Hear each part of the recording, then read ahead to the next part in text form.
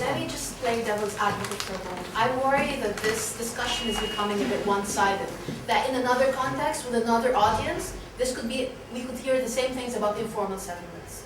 Now, and the images which are beautiful are also one-sided, because obviously not all of the new cities are like this. Some cities are viewed by their residents as extremely successful. Rahed, for example, around the place in the 6th of October, people move there for a purpose because there is a lack in the city itself.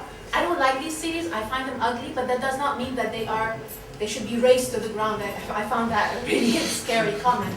And let me just say that we should look even further back in time. Not necessarily to colonial times, but even further back, and see that Cairo has always been a city of walls. People have built new cities, there have always been walls. Walls to protect the ruler against the populace, walls to protect the whole city against possible invasions, walls or gates within streets to maintain the specificity of a certain community within a street. So I think this should all be seen within this context, as well as most of you rightly pointed out, within the global context as well. I'd just like to add to that point that not all these gated communities are gated and they're not all the same. They are divided internally. Some are super rich, and those I think are very, very few compared to the rest of the new settlements. But you have the poor areas up to the rich areas as well. So in each of these areas, it actually started off by building houses for the earthquake survivors, and the poor areas started developing and all these rich houses being built around them. So you still have the same picture of you have in the city, that you have the poor living right, and the services, of course. A lot of people from the lower class made a lot of money because they were able to be hired in these new communities as well. So.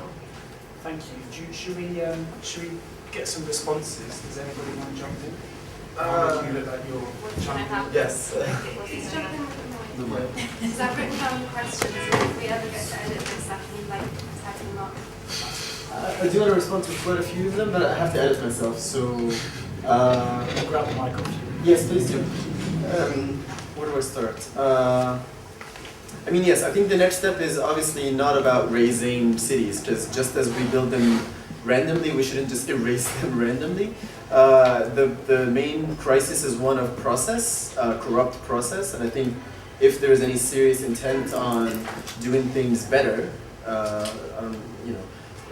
building the processes that are needed for the built environment to work for society is the first step. Municipalities that are there that are completely useless today need to be re-empowered, or actually maybe empowered for the first time, so that communities can actually have a say. And then but this has to do with governance. So this does go all the way back to the very basic idea of, are we really talking about transition to more democracy or more of the same in a new cloak? Because if we are talking about democracy, then local municipalities should be empowered, and that's really what manages the built environment. But to do that, you need also real studies and real statistics. I mean, we don't know numbers in this country. I don't know, there hasn't been any serious statistics, if I'm not mistaken, since the 70s. I mean, this is completely ridiculous. So this goes back to demand. Where is the demand? I mean, usually to really make a case for investment, you say we have, this is a market and this is the percentage of people and this is the number, and you need statistics to make a case for a real investment. That's not really there. So what then is the investment built on? We don't know the number. We don't really know how many people live in Cairo, to be honest. I mean, people, depending on what you read, somebody will say, well, if you only count formal areas, then we're talking about 12 million. And then someone will say, if we're talking about Greater Cairo, then we're talking about 22 million. That's a 10 million difference. That's like all of Lebanon difference. That's a huge, this is a big deal. You can't really talk about planning when you don't even know how many people you're talking about. Whether we're talking about government planning or informal planning, which I want to also say that even within the informal sector, there's a huge speculative business. I mean, go on the ring road, most of the structures that you see are actually empty. These are also speculative projects that follow very similar steps to this development. but for that market. So you'll have people come from Said or whatever with some money, they'll buy a piece of land and they'll say, you know what, eventually this house might be worth something. And this is why you see the all bricked up, you know, no windows, so that nobody can squat. It's speculation. Which actually brings me to mafias, because I think the building industry in Egypt, which is completely corrupt, I mean, I don't actually practice, so those in the room who do, please share your insight. But my impression is that there's a lot of corruption that's really controlled by contractors, that's controlled by people who import certain materials, certain fixtures, whatever. And they're the ones that are really the driving force behind the building activity in Egypt, whether we're talking about doing something like destroying Cairo's train station because somebody needs to get rid of some granite and fiberglass, or we're talking and golden flipped out pyramids, whatever. Somebody had to sell this stuff, so then you fit it somewhere. Or you know, whoever has a monopoly on different material industries. I think these are critical questions. And I've heard also from my friends who practice that sometimes somebody who has a monopoly, a contracted monopoly, builds for the multi-million pound houses, but then there's a branch of that same monopoly that provides for informal areas. So we're talking, I mean, stripped down, these are all reinforced concrete and red brick. I don't care if it's 2 million pounds or if it's a few thousand pounds. Bare bones, it's really the same thing. And then you just dress it up in a different way, and then if the location implies different values and so on. That might be a good thing if we look at it another way. And rent controls, yes, that's a problem. In most of these structures, once the person dies, also then you have like 10 inheritors who don't know what to do with it, and then you have sometimes families who just don't care because they've moved on with their lives. So then the lawyer is the agent of sort of damage. I just got a haircut and my barber was telling me how there's a lawyer in the building who actually this is what he does. This is his profession. He goes to villas that are being watched by the Bawab for, I don't know, years with nobody actually showing up, but somebody pays him in the family, whatever, and then makes a deal with the Bawab.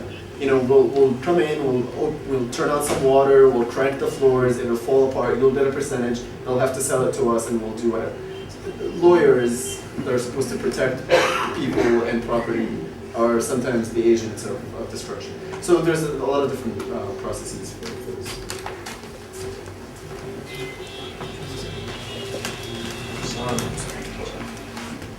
I think I'm gonna answer the question. It's informal settlements and new satellite cities. I think they are the mainstream now because informal settlements, for the GTZ statistics, they said that it's 65% of the built environment of Cairo, and for the new satellite cities, New Cairo itself only, the area of New Cairo only, it's around 300 kilometers square, which is the same area, equal the same area of Cairo in 1947. So it's somehow a new capital. The thing is, most of the land surrounding New Cairo is for the army, and if we learn something from Azbek al-Haggana, whole Nasr city was surrounded by army land, and al-Haggana are the border police. Yeah, the border police. Yeah, the border police who they ride camels. They call them Haggana. And when the Haggana, when they moved, Azbek al-Haggana appeared. So they found this hole that could build and make their community there. And now Azbek al-Haggana reached Kilo 4.5. It's a huge area now. So what I think is, my problem here is New Cairo. I don't think it can accommodate any of any informality. I don't think it can accommodate any new structures, because most of the lands in New Cairo are already taken by investors. So there's not a magnet there to let people go and start building their communities there. Yeah, there are chances in New Cairo, but the whole dynamics is different than near to the city, because the government surrounded the whole Cairo with a ring road, and they thought it's gonna act as a belting the whole urbanization. But what actually people found it a potential to build more and build the other side, and they put ladders on the walls of the ring road to cross the streets coming and going. They made connections, but this because it's near Dar es Salaam. Dar es Salaam is on the south of Cairo, but there's a huge piece of land separating New Cairo from the core of Cairo. And as what was written in the essay, it was very interesting that it was written that the periphery turned to be the core and the core turned to be the periphery.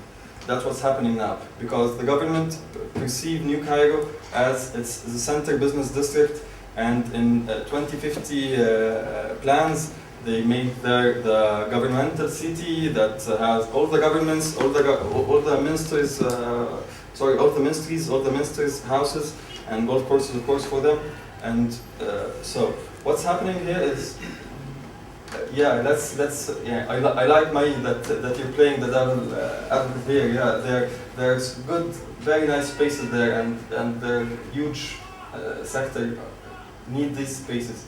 But actually, I don't think that it would accommodate the other spaces that I'm sorry, I didn't get your name. I didn't get your name, Mohamed. Ahmed, sorry, that you were asking for. It's only my opinion. Yeah. Okay.